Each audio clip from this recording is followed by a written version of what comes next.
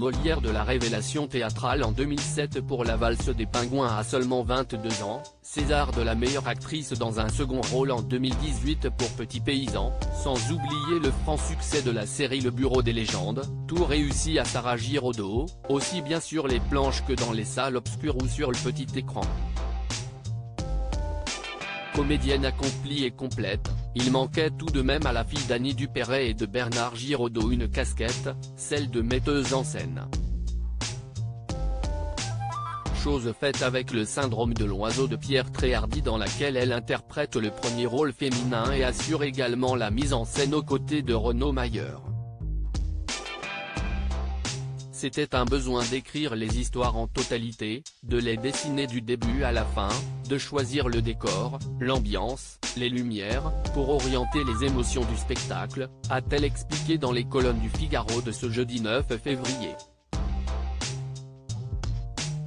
J'ai le souci du détail, je suis ultra exigeante, je veux me réapproprier le texte sans le trahir, ça peut stresser les autres, a admis la comédienne de 36 ans après avoir avoué que cette double casquette l'a autant torturée que passionnée.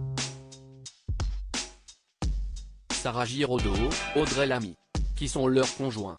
Perfectionniste de père en fille, cette dévotion pour le travail bien fait, Sarah Giraudot l'a hérité de son père, Bernard Giraudot, décédé en 2010 à l'âge de 63 ans.